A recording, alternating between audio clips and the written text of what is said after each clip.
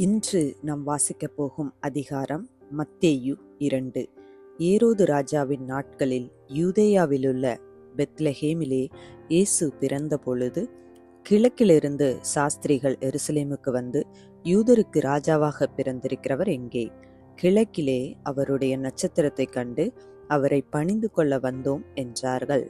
ஏரோது ராஜா அதை கேட்டபொழுது அவனும் அவனோடு கூட எருசலேம் நகரத்தார் அனைவரும் கலங்கினார்கள். அவன் பிரதான ஆசாரியர் ஜனத்தின் வேதபாரகர் எல்லாரையும் கூடிவர செய்து, கிறிஸ்துவானவர் எங்கே பிறப்பார் என்று அவர்களிடத்தில் விசாரித்தான். அதற்கு அவர்கள், யூதேயாவிலுள்ள பெத்லஹேமிலே பிறப்பார். அதேனென்றால், யூதேயா தேசத்திலுள்ள பெத்லஹேமே, யூதாவின் பிரபுக்களில் நீ சிறியதல்ல. என் ஜனமாகிய இஸ்ரவேலை ஆளும் பிரபு உன்னிடத்திலிருந்து புறப்படுவார் என்று தீர்க்கதரிசியினால் எழுதப்பட்டிருக்கிறது என்றார்கள். அப்பொழுது ஏரோது சாஸ்திரிகளை இரகசியமாய் அழைத்து, நட்சத்திரம் காணப்பட்ட காலத்தை குறித்து அவர்களிடத்தில் திட்டமாய் விசாரித்து, நீங்கள் போய் பிள்ளையை குறித்து திட்டமாய் விசாரியுங்கள்.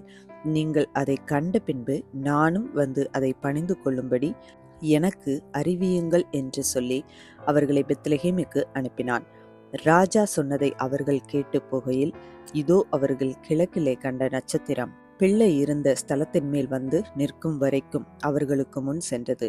அவர்கள் அந்த நட்சத்திரத்தை கண்டபோது மிகுந்த ஆனந்த சந்தோஷமடைந்தார்கள். அவர்கள் அந்த வீட்டுக்குள் பிரவேசித்து பிள்ளையையும் அதன் தாயாகிய மரியாளையும் கண்டு சாஷ்டாங்கமாய் விழுந்து அதை பணிந்து கொண்டு தங்கள் பொக்கிஷங்களை திறந்து பொன்னையும் தூபவர்க்கத்தையும் வெள்ளை பொலத்தையும் அதற்கு காணிக்கையாக வைத்தார்கள். பின்பு அவர்கள் ஏரோதினிடத்திற்கு திரும்பி போக வேண்டாம் என்று சொப்பனத்தில் தேவனால் எச்சரிக்கப்பட்டு வேறு வழியாய் தங்கள் தேசத்திற்கு திரும்பி போனார்கள்.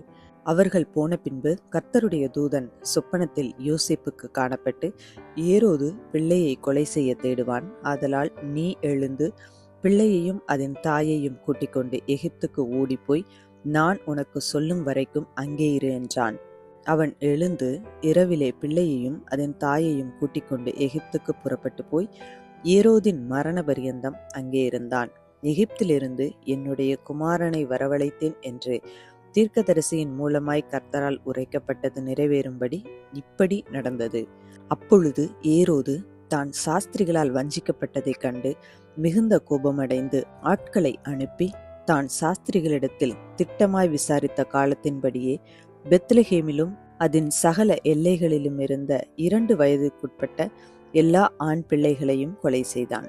புலம்பலும் அழுகையும் மிகுந்த துக்கம் கொண்டாடலுமாகிய கூக்குரல் ராமாவிலே கேட்கப்பட்டது.